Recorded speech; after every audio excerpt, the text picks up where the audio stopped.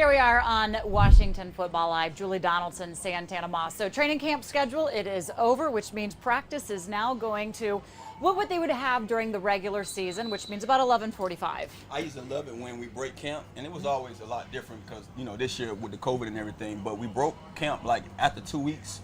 And when you got back to normal things, being able to go home and come in a little later, getting comfortable with what the season would be like during the regular season, it was always great. I said maybe some of the guys can sleep in. Nope, not so much because, well, they still have meetings early in the morning. Did you get to sleep in at all a little bit today?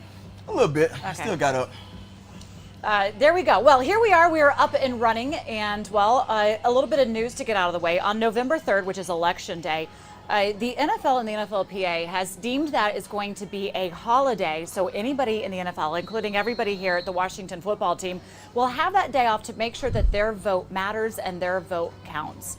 It is so important, and we cannot stress that enough, that you have to go out and exercise your right. This is a right that, not many people even had before, and so we have to make sure that if you have issues you want to raise, you go out there, you exercise your right to vote, and you do that. So November 3rd across the league, a nice thing for the league to do. I think it's great because I know personally I took it for granted for so many years, and as I got older, I realized, I need to be that guy, setting a great example for my family and my kids. So I've been voting ever since. All right, there you go. It is time for the warm-up now. And, well, since we are really close to week 1 in the NFL season kicking off, we're taking a look at the schedule. Here's a look at the first quarter of the season for the teams in the NFC East. So obviously Washington will open things up against the Eagles, and then they are in Arizona, Cleveland, and then at home against Baltimore. Taking a look at also what Dallas, the Giants, and the Eagles have to do.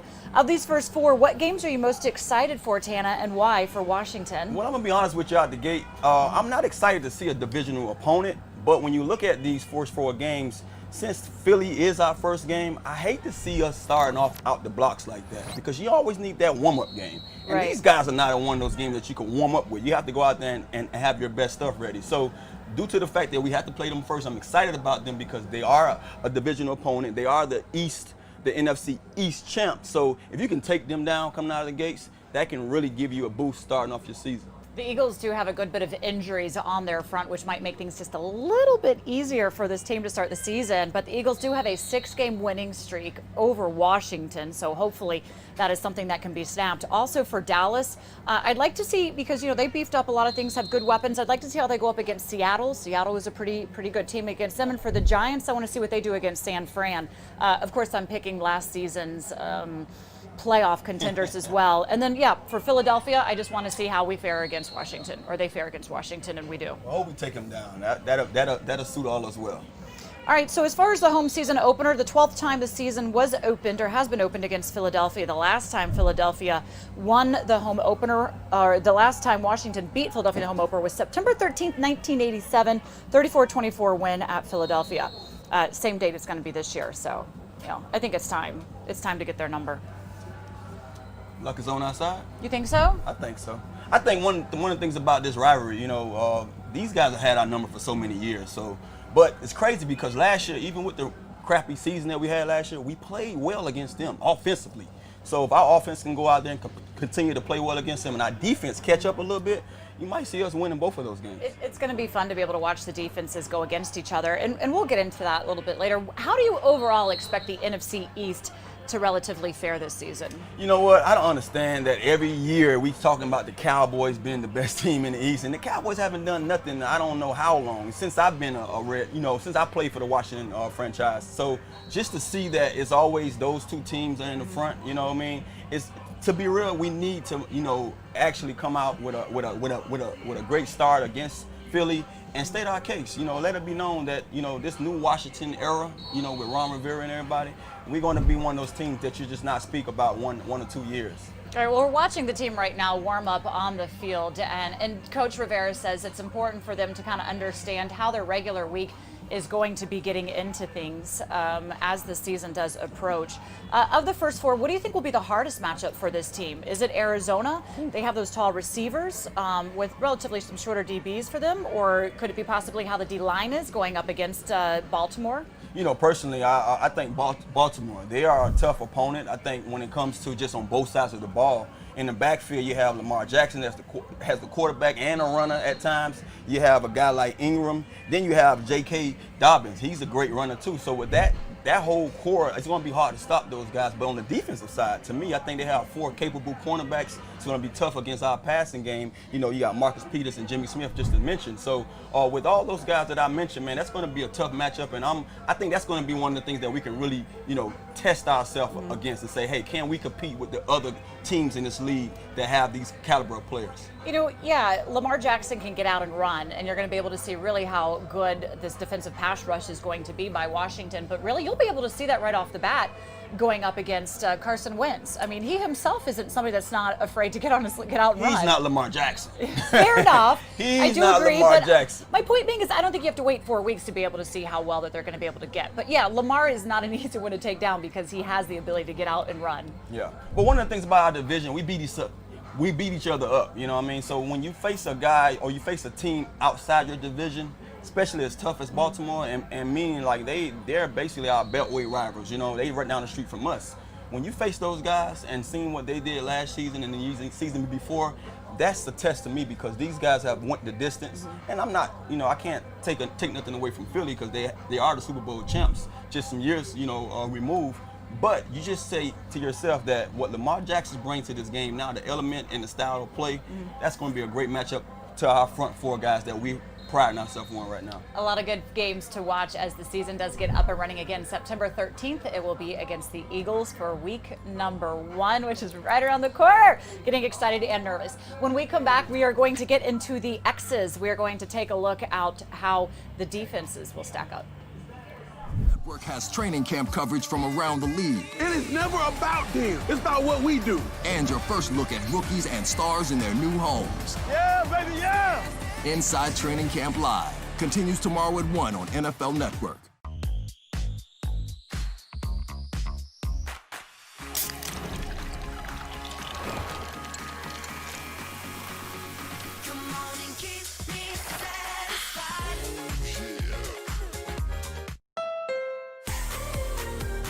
This summer, get back in the driver's seat. Your Honda dealer is open and ready to get you into a new Honda today. Like the versatile HR-V or the fun-to-drive CR-V. Visit the Honda Summer Clearance Event and get a great deal from Honda, KBB.com's 2020 Best Value Brand. Get a great deal on the CR-V at the Honda Summer Clearance Event today. A moment of joy, a source of inspiration, an act of kindness, an old friend, a new beginning, some welcome relief, or a cause for celebration. What's inside?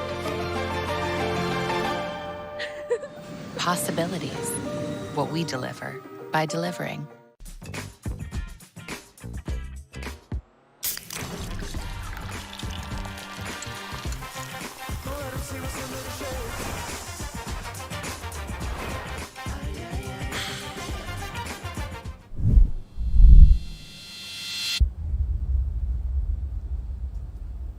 It is a relatively warm and humid day for practice here in Ashburn. This is Washington Football Live, and we are getting ready for week 1 against the Philadelphia Eagles. So it is time to take a look at the X's presented by Pepsi. If we're to take a look at what this defense is going to go up against Santana, we have to talk about the weapons that Philadelphia has, and there are quite a few. Now, there's a few injuries as well to those guys, but head coach Doug Peterson not only acts as the head coach, but he also acts as the offensive coordinator. Only 2 teams in the NFL do this. That is also between the Eagles and the 49ers. Of course, Kyle Shanahan, we know he was OC here as well. Jay Gruden, I believe later on, he did the play calling duties as well when he was here, but while you were here, he had Sean McVay well onto his way as well. So it makes things a little bit more complicated, but they have Carson Wentz. You talk about what he's able to do. His best season was when he actually got hurt. They went and won Super Bowl 52, but he had 33 touchdowns in 13 games in 2017. In the 7 games that he has faced Washington, they're 5-2, just about 2,000 yards, 15 touchdowns, 4 interceptions, but he does take quite a few sacks, 17. What is it that makes Wentz so special? I think one of the things you can give him credit for is just having a great arm, and then he's also he's a great athlete. He's a guy that time after time showed us that he can actually get outside that pocket and cause nightmares for us. I mean, we had him a couple of years before where we could have easily won the game. We just sacked him a couple of times, and he escaped and found guys wide open in the end zone. So we have to understand that, and I think that's one of the things. That's one of the main reasons why we went out there every year and beefed up our front line, because we have to make sure that guys like him in our division, we have to make sure we can hone on and get out them in the backfield. He doesn't throw a lot of interceptions. Last season, he had 27 touchdowns to just 7 interceptions, and he's done that basically in the last 3 seasons as well. So if you pressure him, he doesn't necessarily throw the ball the wrong place. But I don't know that this team, the Washington team, has been able to pressure the quarterback like we are expecting and anticipating this season. Do you see them coming out and giving him problems early on? Who knows? I think these guys have to really go out there and show us what they're going to be made of. But I think that's one of the reasons why we have those 5 first-rounders on our D-line, that we have to beef up that area so we can make those guys in the back end have an easier job. They can't cover. I used to talk about this with D'Angelo all the time. Like, as good as D'Angelo was, he's out there covering guys forever. I saw wideouts that he played, and he had them for a couple of seconds, and then they ran 4 or 5 different routes before they got the ball in their hands. So that's one of the main reasons that we have the guys that we have on our front line, and I'm looking forward to these guys to cause havoc to anyone that's back there playing that QB position. But Wentz have to know that we're coming out the gates, come week 1. If you were to say there's a knock against him, he has been injured quite a good bit of times. Typically, though, that's not the beginning of the season. I think he's dealing on a day-to-day basis right now. But should he be out there, he will cause problems. So he's only had 1 playoff appearance, which is a loss to Seattle in 2019. Yeah. I mean, durability for a quarterback, you really have to be durable, but he hasn't necessarily been that. Yeah, he's been having some trouble. He's been having some trouble with staying healthy, being able to complete 16 games. Year in and year out. I think another knock on him is he's a guy that he takes a lot of sacks, and he's also he has the fumbles. He fumbled the ball a lot, and I think it's because he's taking those sacks and trying to find guys who's open. But if we can just get after him, I think one of the things we need to do is just make sure that we don't allow him to get that second and third read. You have to get that ball out of his hand quick, and you have to make sure that those guys in the back end don't have to be out there all day like I just talked about earlier. They went out and they drafted Jalen Hurts out of Oklahoma. Do you anticipate seeing maybe a special package for him out there in week 1? I'm pretty sure the coaches are, making sure these guys are prepared for that situation. When you have those kind of guys on the teams, you have to always give your players enough on both quarterbacks, knowing that, hey, maybe they can bring this guy in for some sub packages and show us something different. But with Jalen being a rookie and not having that experience this year with no preseason games, you can just imagine that he's going to have a lot of rollouts, play action, stuff like that, bootlegs, doing some of the things that he does well. I'm not going to prepare my guys for a guy like Jalen Hurts to be a pocket quarterback. So you have to make sure that they're prepared for it, because anything can happen, especially when you're dealing with a guy like Wentz, who's shown you time and time again he can go down. And it is week 1 without the preseason. You don't know what they're going to be trying to draw up. Not that you show everything in the preseason, but you get a little bit of an idea of what they are made of. And also it would be the same for Washington. So maybe there's that element of surprise and a few plays that are scripted that could try to throw the defense off. If you take a look again now at the weapons that they have, let's just kind of start with the running backs there. Miles Sanders, which had his way in the last time that they faced him, just running all over. Boston Scott, Corey Clement, Elijah Holyfield, which is, by the way, the son of the famous boxer. So they have that power running game. And the wide receivers, Deshaun Jackson. Yeah. And, he's dealt with a good bit of injuries. Were you on the team? You played with him, right? Yeah, I played with him. Yeah, you played with him. So he's supposed to be back fully speed. Alshon Jeffrey, he's been injured. And Jalen Reagor, which they got in the draft this year, he's a speed guy, but he's injured as well. Had something something in his shoulder during their scrimmage. So who would you say, though, is their best weapon? I think when you think about it, and those names that you mentioned, you have a guy like Zach Ertz, and then you have Miles Sanders. Both of those guys have been thorns in our backsides. And when you think about Ertz alone, he's beating us on third downs. I think one of the reasons why we sucked as bad as we did last year on the third down on our defense is because of guys like Ertz being there for the quarterbacks. For a guy like Wentz, if we can slow things down when it comes to him finding his favorite target, then that's what I'm talking about when it comes to putting that pressure on the quarterback and making him get rid of the ball and not find that guy. But like a guy who you spoke of Deshaun Jackson, last year alone, that first game, he beat us with those 2 deep balls that he scored on us. And being that he's had a stint here in Washington, that would have been the main guy that I double covered, knowing that he can beat us down the field. So you have to always make sure that your defense ready for a guy like that, because he can definitely outrun cover 2. And you have to make sure that you're ready for that and prepared. It's probably a little bit fortunate that Traeger's injured and not out there, because he's supposed to have the same amount of speed, which would make it a little bit more complicated. Which guy do you go for and which guy do you stop? Do you think this team has somebody to stop Zach Ertz? We haven't in the past, but there's a lot of new additions, and it's a different, Jack Del Rio taking over the defense. You have to know that he's coming out early on, and you have to be able to have an answer for him. I think we do. I think collectively, we do. I think some of the packages that we're going to present to these guys is going to show them different things, and with pressure alone, pressure stops guys. I talk about it time and time again. When they ask me who some of the best DBs that I face, I don't, diss anybody, because I think I've faced a lot of great ones. But when you have a great pass rush, and you have a great front 7, then that stops things from you in the back end. And so when you can't get open because of your quarterback have to get rid of the ball, that makes your job hard. So I think if we can do that, put the pressure on them, then yes, the defense as a whole can stop Ertz. All right, taking a look at the offense that Washington has, we don't entirely know the entire plan, because that is something that they're going to be holding for when the media is not out there, because maybe a little trickeration is going to be a key. How does Washington control the game? I think the way they control the game is, we have to convert on third down ourselves offensively. One of the things that you can always credit a team is how well they play on the offensive side. I mean, if we keep our defense off the field and we convert and put up points, then now we give ourselves a chance to be there at the end when it's time to win. All right, we'll see. It's coming here before we know it, September 13th. When we come back here on Washington Football Live, we're going to go to the other side of the ball, and we will be talking about Washington's offense and how they're going to stack up against an Eagles stout defense. Stay with us here. This summer, it's time to get back outdoors. Your Honda dealer is open and ready to get you into a new Honda today. Enjoy the sunshine in the family-friendly Pilot or the rugged Passport. Visit the Honda Summer Clearance Event and get a great deal from Honda, KBB.com's 2020 Best Value Brand. Get a great deal on the Pilot at the Honda Summer Clearance Event today.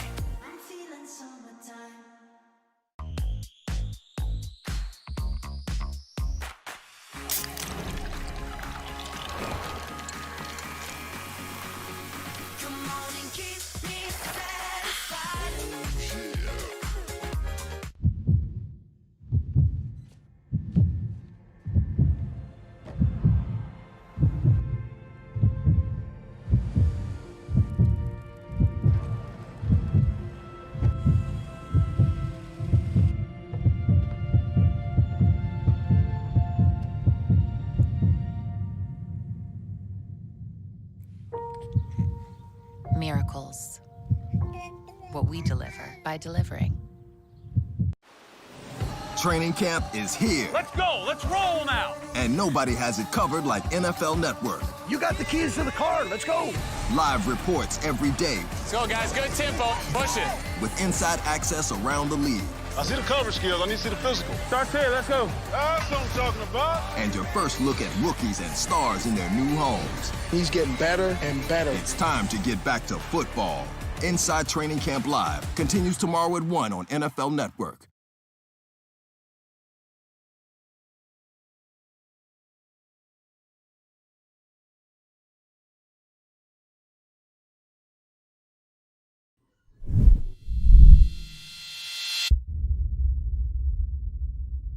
Warm day for practice here on Washington Football Live. Julie Donaldson and Santana Moss previewing the Eagles. I can't believe it's going to be here before we know it. So taking a look at how their defense, Philadelphia's defense stacks up. Pretty good, basically. Yeah. Defensive coordinator Jim Schwartz was former Lions head coach. And well, if we're talking about the O's, this is presented by FedEx.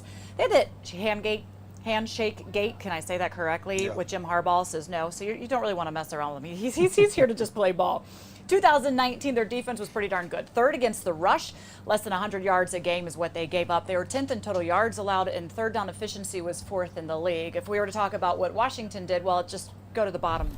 Guess why they only had 3 wins and why Ron Rivera was brought in to try and turn this around. And well, they did get better as well because they brought in Darius Slay, which was with Detroit, and Terry McLaurin had a pretty good game against him last season, but their front was not the same as he's going to have being playing behind the front of the Eagles as well. So that's probably going to make him a little bit more challenging. The 3-time Pro Bowler Fletcher Cox, 5-time Pro Bowler for the last 5 seasons. Brandon Graham, 8.5 sacks in 2019. So I just listed off a whole bunch of names and a whole bunch of stats of just how good that they are and the challenge that Scott Turner is going to have. If you're going to say, though, what is the best part of Philadelphia's defense, though, Santana, which part are you scared of? I would say the front four. You know, you talked about those guys, Barnett, Cox, Graham, and now Hargrave. You know, those guys have, they actually was the group that basically gave them that push to the postseason and just coming back off of the season that they've been having the last few years. They've been the forefront guys that's been leading the way on that defensive side. Look, those guys in the back end has been ferocious. You know, they didn't look pretty good in the secondary for years, and they still got the job done because of those guys up front. And Fletcher Cox is one of the main names on that front line that leads the way. Ronald Darby was at their secondary last season. He is now with this team, Washington. Should he be healthy, he's a nice addition to the secondary as well, and could be, have a big role in this game. So Slay didn't have look, Terry McLaurin was able to get the better of him. Can that be done again this time? Do you think Terry, they have more film on Terry, can he still beat Slay with this defense? I mean, one of the things that you have to ask for, from our coaching staff is to be creative. Everyone has the bullseye on Terry this year. So with Slay being the all-pro bowler that he is, I'm sure that they're going to say, hey, you take care of whoever we put you on, and he's probably going to be the guy. But at the same time, you have other guys on the team. So we have to be creative with what we do with our offense and set up things to get them looks and then beat them whatever way we can. It's about what you're not doing good at or not doing well. And I think if we're going to let one guy dictate what we're going to do offensively, then we shouldn't be anybody. So Slay going to be Slay. He's going to do what he's do. He still can get beaten because he's a man. And he put his shoes on, his pants on the same way every other man does. But at the end of the day, offensively, collectively, with all the guys that we have, someone's going to get the job done. All right, taking a look at some of the receivers out there in practice right now. One of the reasons that their defense is probably fresh and able to make so many plays is because Philadelphia's offense was one of the best. They were top 3 in controlling time of possession. I feel like last season, every time I would look at this stat, Washington was terrible because it was just constantly 3 and out, 3 and out, 3 and out. And the defense never got any rest. Their offense certainly helps out the defense in keeping them fresh. And that's one of the things that you can give credit to their coaching staff on the offensive side and having a quarterback like Wentz. We saw time and time again that Wentz, his escapability and the things that he did down the field with his arm and with his legs gave them those extra chances. 12th in sacks per pass attempt, 24th on the interception rate. Who would you say, and I know you keep listing position groups, but who would you say is their best player on defense? Well, I spoke about Fletcher Cox because I think he's one of those guys that they lean on when it comes to making plays in the front. Out of those front four, that whole defense is great in the run and the pass, but I'll have to say that front four as a whole. I can't just give it to one guy. I think they put enough pressure on quarterbacks and they play well in the run game to make you have to do things that you're not comfortable with doing on the offensive side. So I can't give it to one guy because, like I said before, that back end of their defense wasn't playing very well, and the front end got it done. And I don't think it's just one guy was been able to do that job by itself. We'll be able to see how this offensive line comes together. I know they feel pretty confident in the right side of the line. There's just a little bit of the left side trying to come together, hoping to improve every single day in practice to be able to give Dwayne Haskins Jr., which was named officially as QB #1. I think it was easy to tell that was the path and the direction that they were going throughout the entire time. But you have Scott Turner coming in here now in charge of the offense, and he's been very, very coy in trying to release any part of his game plan and not wanting to give anything away. That's the first thing that they say is we're not giving Doug Peterson anything to work with for here. If from what you do know of his offense, how does he end up winning this game? I think, like I alluded to before, you have to be creative. You have to make sure that So what does that mean? Because we've seen a couple times where there's a couple running backs on the field at the same time. There you go. Is it more than that, though? It's definitely more than that. But when I say creativity is not about, fooling a guy. It's about showing them something that they didn't expect.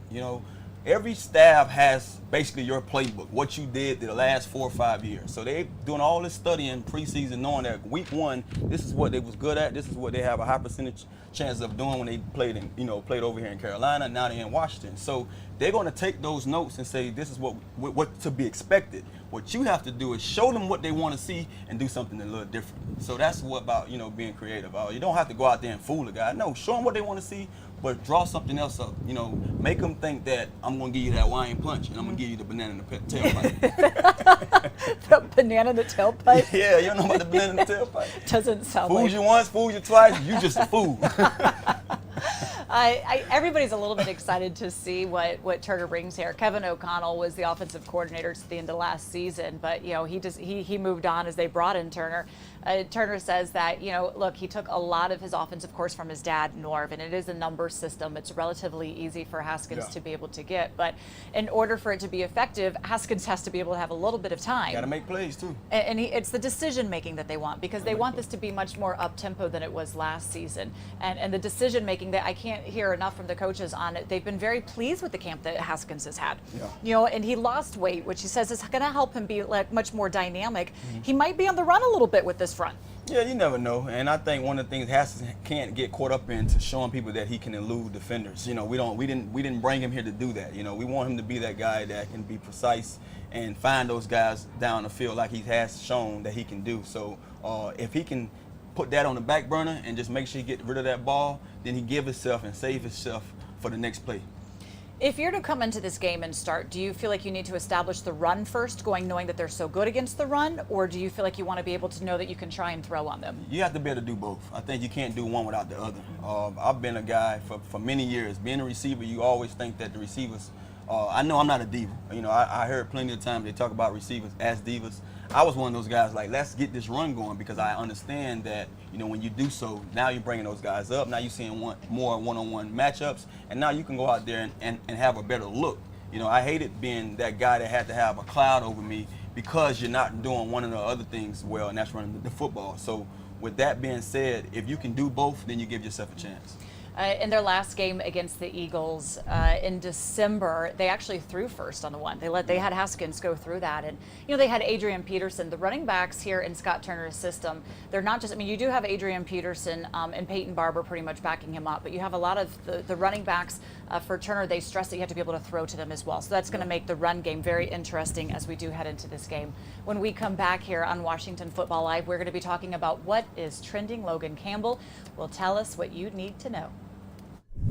Training camp is here. Let's go. Let's roll now. And nobody has it covered like NFL Network. You got the keys to the car. Let's go. Live reports every day Let's go, guys. Good tempo. Push it. with inside access around the league. I see the coverage skills. I need to see the physical. Start there. Let's go. That's what I'm talking about. And your first look at rookies and stars in their new homes. He's getting better and better. It's time to get back to football. Inside Training Camp Live continues tomorrow at 1 on NFL Network. A moment of joy, a source of inspiration, an act of kindness, an old friend, a new beginning, some welcome relief, or a cause for celebration. What's inside? Possibilities. What we deliver by delivering. This summer, get back in the driver's seat. Your Honda dealer is open and ready to get you into a new Honda today. Like the versatile HR-V or the fun-to-drive CR-V. Visit the Honda Summer Clearance Event and get a great deal from Honda, KBB.com's 2020 Best Value Brand. Get a great deal on the CR-V at the Honda Summer Clearance Event today.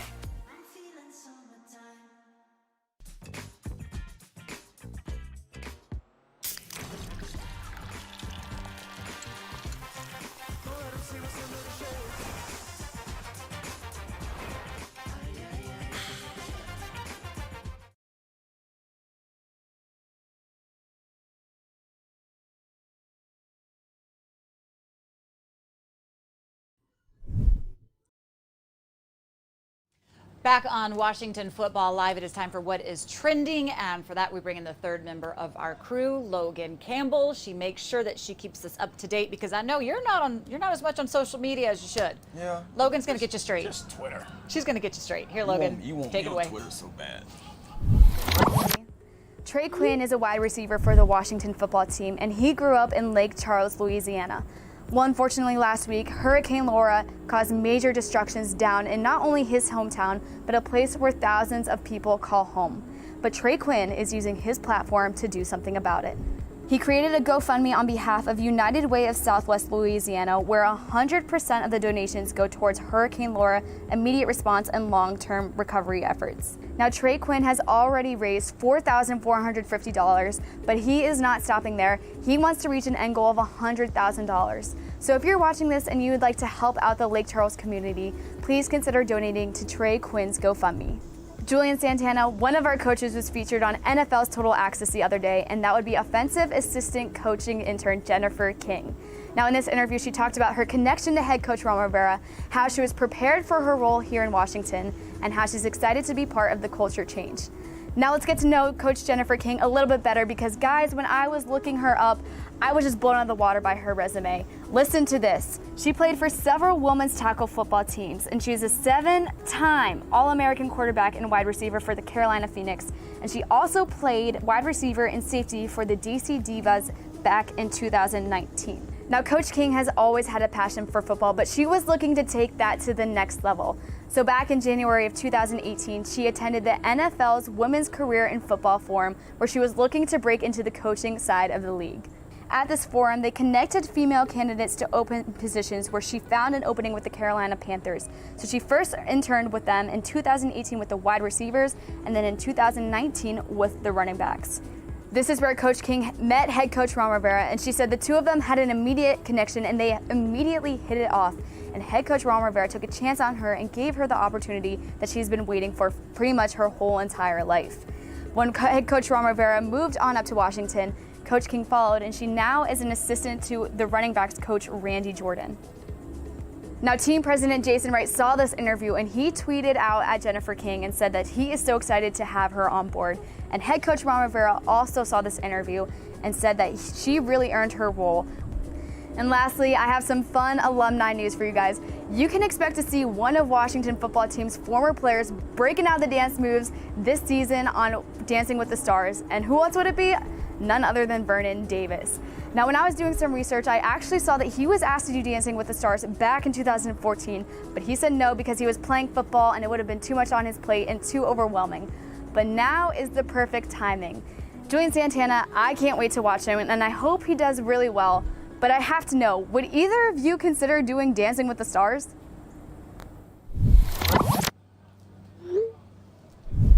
Thank you, Logan, for what is trending, presented by Bank of America. Look, Josh Norman did pretty good on Dancing with the Stars. I'm sure Vernon will be great. Of course, he's into acting and that whole Hollywood business.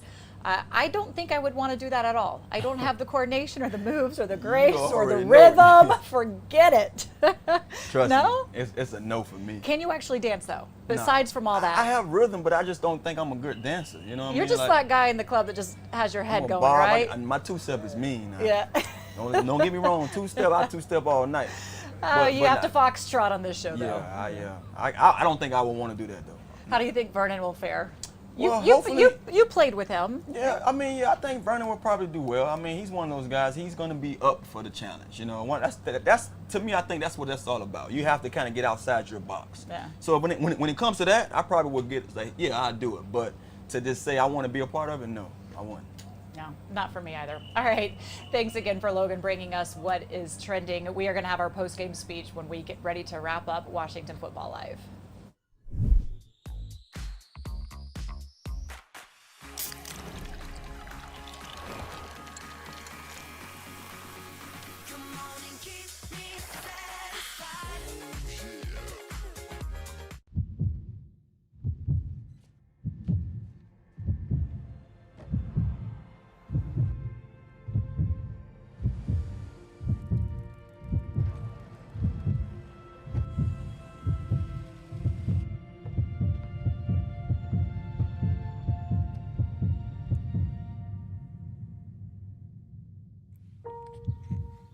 Miracles.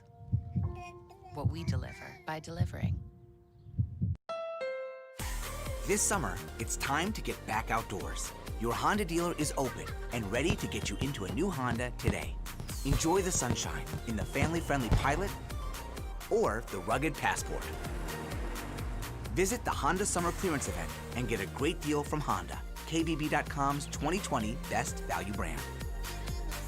On the Pilot at the Honda Summer Clearance Event today. Training camp is here, Let's go. Let's roll now. and nobody has it covered like NFL Network. You got the keys to the car. Let's go. Live reports every day Let's go, guys. Good tempo. Push it. with inside access around the league. I see the cover skills. I need to see the physical. Start here. Let's go. That's what I'm talking about. And your first look at rookies and stars in their new homes. He's getting better and better. It's time to get back to football. Inside Training Camp Live continues tomorrow at 1 on NFL Network. Time for our post-game speech here as we get ready to wrap up the show. So as soon as practice is over, head coach Ron Rivera will address the media. You can listen to that on Twitter, and also it'll be on our website. We'll post later. And then Jack Del Rio, the defensive coordinator, will be speaking with Scott Turner.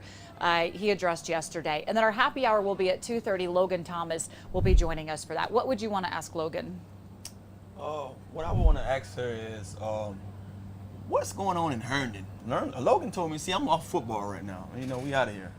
She told me she's from Herndon. Oh. And, you know, being that Herndon is down the street from us, I would want to know what's cracking in Herndon. All right, well, we'll see. Logan Campbell, and then we'll also have Logan Thomas. Oh, that's what Which you're I talking didn't- about, yeah. Logan Thomas? Oh, That's see? okay. I'm Let's like- go to show you where I'm at. He's already saying, I'm out of here. I was like, wait, well, you know, I mean. You said Logan. I did say Logan. They be talking about Logan. I'm talking about the tight end, though. Yeah, it's all right. It's all good. They're counting on Logan being a big part of this offense. Scott Turner likes a big tight end, and he's that. He stands out on the field. Yeah, well, just to be on the up and up, I would ask him, you know, how does it feel to be that guy now? You know what I mean? I'm not sure how he's taking on the road, knowing that he's a guy that now going to be counting on a lot. So I would want to know what he thinks about it, you know, being the lead guy. Yeah, the tight ends on this team have not had the opportunity to be the starters and get a lot of time on the teams they came from. Logan came over from Detroit. I knew Detroit did not want to let him go, but Washington paid him enough to win him over. So hopefully he becomes a very good, friendly target, especially in the red zone for Dwayne Haskins Jr. Thanks for joining us here on Washington Football Live. I'm definitely going to go ask Logan what's going on in Herndon. What's poppin' in I couldn't Herndon, even man? find Herndon going on. Maybe there's an Applebee's or Chili's in Herndon. There ain't nothing going on.